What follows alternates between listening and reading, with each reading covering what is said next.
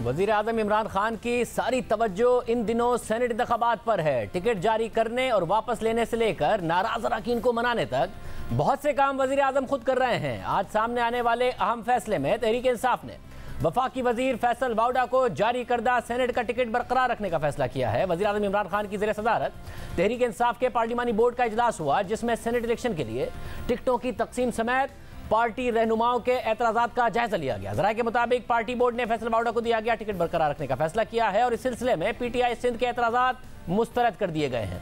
पार्लिमानी board ने खैबर पख्तूनख्वा से लियाकत तरकई को पार्टी टिकट देने का फैसला किया है और नजीउल्लाह खटक से टिकट वापस लेने का फैसला किया गया है। वज़ीर आज़म ने सेनेट के टिकट्स पर सिंध की तंजीम को भी एतमाद में लेने का फैसला किया है और ज़राए का कहना है कि कल तहरीक इंसाफ सिंध का वीडियो लिंक इजलास बुलाया गया है, जिसमें वज़ीर आज़म MNAs और MPs के तहफ़्फ़ुज़ात दूर करेंगे। ज़राए के मुताबिक गुज़िश्ता रोज़ भी पार्लिमानी बोर्ड के इजलास में वज़ीर आज़म इमरान खान का कहना था कि सेनेट इंतखाबात के लिए पार्टी टिकट मेरिट पर देंगे, पार्टी कारकुनान की ख्वाहिशात का एहतराम करते हैं, किसी पैराशूटर को सेनेटर नहीं बनाएंगे। इसके अलावा PTI के नाराज़ अरकान को भी वज़ीर आज़म खुद मना रहे हैं। हाल ही में पार्टी छोड़ने का ऐलान करने वाले रुकने पंजाब असेंबली खुर्रम लगारी ने कल वज़ीर आज़म से मुलाकात की और पार्टी छोड़ने का फैसला वापस ले लिया, जबकि पेशावर और मालाकंड से ताल्लुक़ रखने वाले अरकान कौमी असेंबली जुनैद अकबर, नूर आलम खान, अरबाब आमिर अयूब, शेर अली अरबाब और शौकत अली भी कल वज़ीर आज़म से मुलाकात करने वालों में शामिल थे। कल ही के दिन वज़ीर आज़म इमरान खान से खैबर पख्तूनख्वा के साबिक वज़ीर आतिफ खान ने वज़ीर आला महमूद खान और गवर्नर शाह फरमान की मौजूदगी में मुलाकात की और वज़ीर आज़म ने आतिफ खान को काबीना में वापसी का इंदिया भी दिया। आज डॉन अखबार ने रिपोर्ट किया है कि इलेक्शन कमीशन की फहरिस्त के मुताबिक 56 PTI उम्मीदवारों ने हुकुमरान जमात की 20 मुतवक्किल नशिस्तों के लिए कागजात नामजदगी जमा कराए हैं, जिसका मतलब है कि 36 कवरिंग उम्मीदवारों ने भी कागजात नामजदगी जमा कराए हैं और अब ये इमरान खान पर है कि वो इन लोगों में पार्टी टिकट किस तरह तकसीम करें जिन्हें वो सेनेट इंतखाबात में मुकाबले के लिए फिट समझते हैं। क्या वज़ीर आज़म ने सूरत हाल संभाल ली है और तहरीक इंसाफ अपनी मुतवक्को सीटें जीतने में कामयाब हो जाएगी? साथ ही जो मरकज़ में मुकाबला है यूसुफ गिलानी और डॉक्टर हफीज़ शेख का, उसमें भी क्या वज़ीर आज़म ने मामलात संभाल लिए हैं? हमारे साथ सीनियर सहाफ़ी और तज़कियाकार हामिद मीर साहब और इरशाद भट्टी साहब मौजूद होंगे। हामिद मीर साहब, सबसे पहले वज़ीर आज़म ने खुद ने मुलाकातें की हैं, खुद अब बात कर रहे हैं, आपको लग रहा है कि सूरत हाल संभाल गए हैं? तहरीक इंसाफ की जितनी मुतवक्को नशिस्तें हैं वो निकाल लेगी या फिर उससे ज़्यादा निकालने में कामयाब हो जाएगी? शाहज़ेब खानज़ादा साहब, आप सिर्फ एक छोटा सा काम करें कि आप याद करें कि जब सेनेट के चेयरमैन सादिक संजरानी साहब के ख़िलाफ़ तहरीक अदम एतमाद आई थी तो उस वक्त भी अपोजिशन मुत्तहिद थी और उस वक्त अपोजिशन की अक्सरियत भी थी सेनेट में। उस वक्त इमरान खान साहब कितने मुतमिन थे, कोई दौड़ भाग नहीं की उन्होंने, कोई राब्ते नहीं किए किसी से। उन्होंने बड़े आराम से दावा किया कि जनाब हम अपोजिशन को सरप्राइज़ देंगे। अपोजिशन ओवर कॉन्फिडेंट थी, कुछ आराम से बैठे रहे इमरान खान साहब और सरप्राइज़ आया और इमरान खान साहब जो हैं उनके जो चेयरमैन सेनेट थे वो जीत गए, वो तहरीक अदम एतमाद नाकाम हो गई। अब आप ये जो सेनेट का जो इलेक्शन होने वाला है आधी नशस्तों पे, इस पर आ जाएं। पहले इन्होंने कहा जी कि हम फरवरी में करवाएंगे, फिर जो है वो अब 3 मार्च को वो अनाउंस हो गया। फिर पहले इन्होंने कहा जी कि हम बहुत बड़ा सरप्राइज़ देंगे, लेकिन अब फिर आपने देखा कि इन्होंने एक रेफरेंस दायर कर दिया सुप्रीम कोर्ट में। रेफरेंस का भी फैसला नहीं आया था तो इन्होंने सदारती ऑर्डिनेंस जारी कर दिया। अब सदारती ऑर्डिनेंस जो है वो अभी चल रहा है। इस दौरान इमरान खान साहब काबीना का इजलास मुलतवी करते हैं, लाहौर जाते हैं, इससे मिलते हैं, उससे मिलते हैं, ये टिकट चेंज करते हैं, वो टिकट चेंज करते हैं।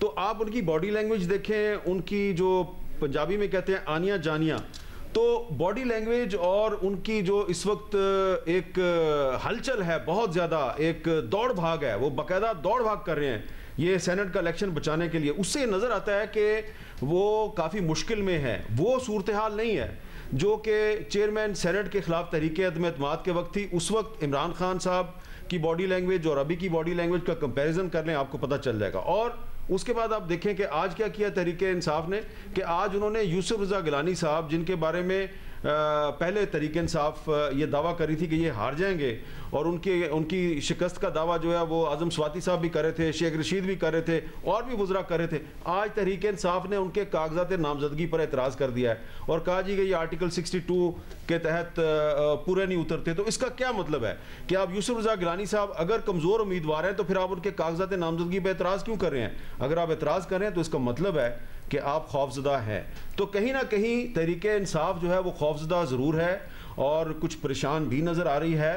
और लगता ये है कि जो अब सिंध में आज उन्होंने एक टिकट चेंज नहीं किया और फैसल वाडा साहब पर उन्होंने इसरार किया कि वही पार्टी के उम्मीदवार रहेंगे, तो इस पर सिर्फ वीडियो कॉन्फ्रेंस से बात नहीं बनेगी, क्योंकि मुझे पता है कि इस पर सिर्फ जो सिंध की तहरीक इंसाफ के जो ऑफिस बेरर्स हैं, जो तंजीमी ओहदेदार हैं, सिर्फ उनका एतराज़ नहीं है इस पर। कराची से जो तहरीक इंसाफ के कुछ MNAs हैं उनके भी एतराज़ात हैं, ये फैसल वाडा साहब को भी पता है और फैसल वाडा साहब को उन्हें भी राज़ी करना होगा। सिर्फ अब वज़ीर आज़म साहब को राज़ी नहीं करना, फैसल वाडा साहब को भी कुछ लोगों को राज़ी करना है। और साहब, ये यूसुफ गिलानी साहब का मामला है जिसके हवाले से ज़ाहिर ये भी हो रहा है कि वो फिट नहीं है, इसलिए चैलेंज किया जाए। यूसुफ गिलानी साहब का जो मामला है उसको क्या बहुत संजीदा ले रही है फेडरल गवर्नमेंट, और क्या PDM भी उसको इतना ही संजीदा ले रही है कि अगर गिलानी साहब जीत गए तो PDM तो ये भी कह रही है कि ये खुद ही एक तहरीक अदम एतमाद हो जाएगा।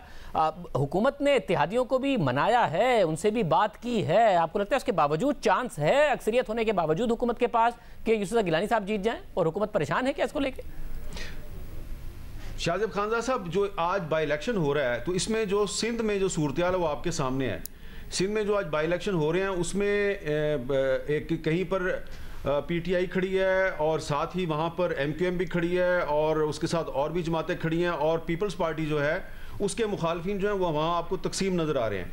तो क्या सेनेट के इलेक्शन में ऐसा नहीं होगा? सेनेट के इलेक्शन में भी ऐसा हो सकता है। तो इसलिए मैं समझता हूँ कि जिस तरह आपको बहुत सी चीज़ें जो है ना वो मीडिया पर और TV चैनल्स की स्क्रीन पर आपको कुछ बयानात नज़र आते हैं, प्रोटोकॉल के तहत कुछ वुज़रा के, कुछ एडवाइज़र्स के, स्पेशल असिस्टेंट्स के बयानात की हेडलाइन चलानी पड़ती हैं, लेकिन बिहाइंड द सीन बहुत कुछ ऐसा हो रहा है जो सिर्फ इमरान खान साहब को पता है। और यूसुफ रज़ा गिलानी साहब जो हैं वो अगर उम्मीदवार बने हैं तो इसको और कोई लाइट ले या ना ले, लेकिन मुझे पता है कि इमरान खान साहब इसको लाइट नहीं ले रहे। हाँ, ये आप कह सकते हैं कि इस पर पीपल्स पार्टी जो है उसने मुस्लिम लीग नून को राज़ी किया कि उनको एक मुश्तरका उम्मीदवार बनाया जाए PDM का।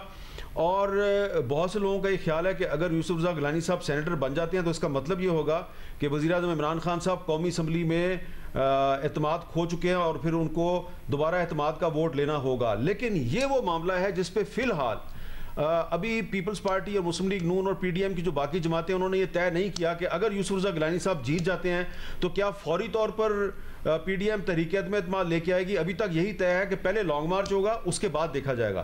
तो ये दुरुस्त है कि पीपल्स पार्टी और कुछ जो उसकी हम ख्याल जमातें हैं PDM के अंदर, वो 2 या 3 जमातें हैं, अक्सरियत जो है वो मुस्लिम लीग नून के मौक़िफ़ की हामी है कि लॉन्ग मार्च करना चाहिए और इस्तीफ़ों की तरफ जाना चाहिए। लेकिन अगर यूसुफ रज़ा गिलानी साहब सेनेटर बन जाते हैं तो फिर पीपल्स पार्टी इस पोजीशन में होगी कि वो मुस्लिम लीग नून से कहेगी कि आइए अब तो तहरीक अदम एतमाद पंजाब में भी लेके आएँ, बलूचिस्तान में भी लेके आएँ और मरकज़ में भी लेके आएँ। बहुत शुक्रिया, हामिद मीर साहब हमारे साथ मौजूद थे।